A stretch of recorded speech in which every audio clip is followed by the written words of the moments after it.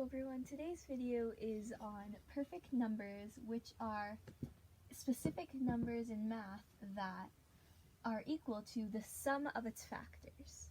What is a perfect number? A perfect number is a number that, when you add all of its factors besides itself, the sum will be that same number. For example, we have the number 6, whose factors are 1, 2, 3, and 6. If we exclude the 6 and add 1 plus 2 plus 3, we'll get 6. Therefore, this makes 6 the very first perfect number.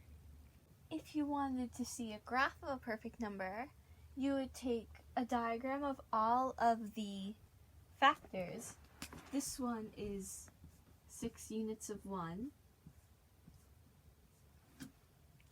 This one is 3 units of 2. The next one is 2 units of 3. And then the big one is 1 unit of 6. Now, if you take 1 unit from each row besides the 6th row, you would get 1,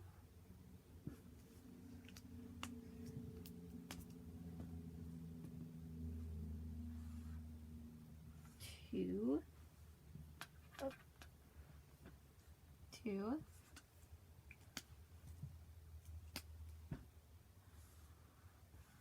and then 3.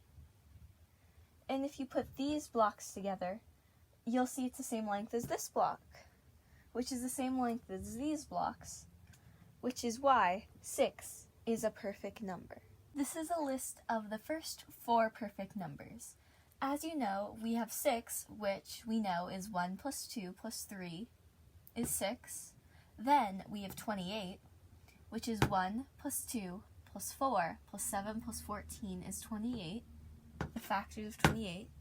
Then you have 496, which the factors are 1, 2, 4, 8, 16, 31, 62, 124, and 248, of course excluding 496.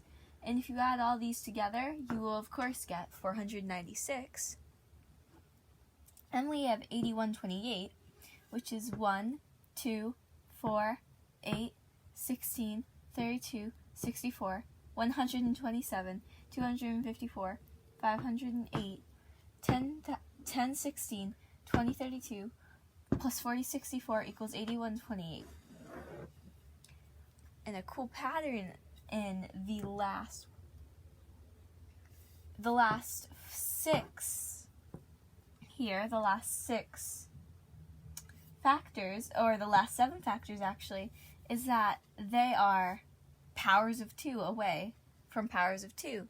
As you see, 127 plus 1 is 128, 256 minus 2 is 254, 512 minus 4 is 508, 1024 minus 8 is 1016, 2048 minus 16 is 2032, 4096 minus 32 is 4064, and 8,192 minus 64 is 8,128, which I think is kind of cool, because especially those are the differences from the real powers of 2, as listed right here.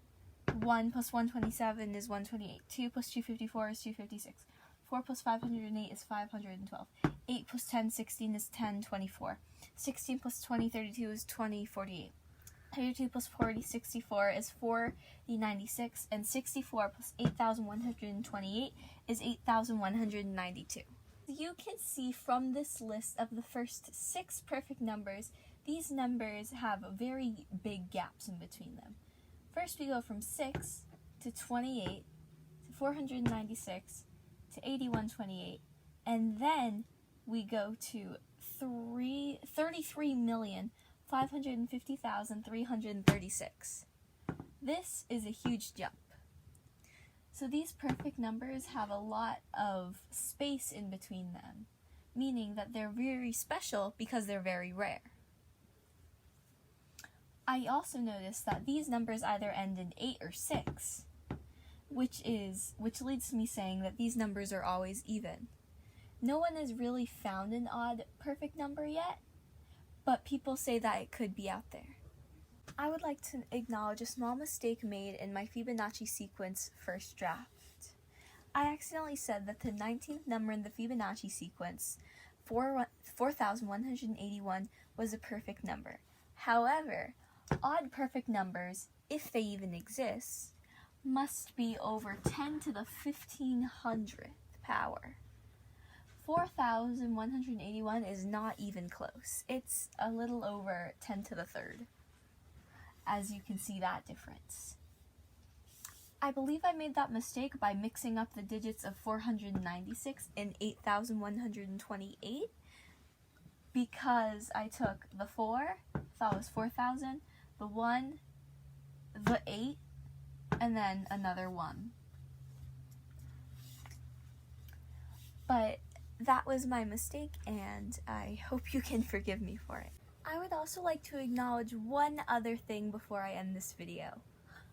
A few of you may be asking, I know I asked when I first found about these, is 1 a perfect number? No, 1 is not a perfect number.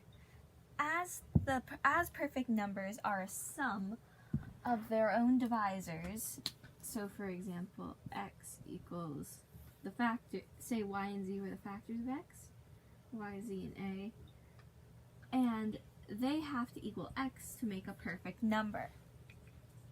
However, the only factor of 1 is 1, which also makes 1 a special number. This does not make it a perfect number, however, since a perfect number does not include itself when adding its sums. 1 cannot be included in the sum, even if it was. 1 would equal 1, which would make it a perfect number. However, since you wouldn't include the number, then 1 is not a perfect number. The sum would just equal 0, since it's nothing, because you can't count the 1. I hope you enjoyed this video, and I hope you learned something or reviewed something about prime numbers. I also hope you have a good day, night, or again, whenever you decide to watch this video. Thank you for watching, and I will see you in the next video. What is a logarithm?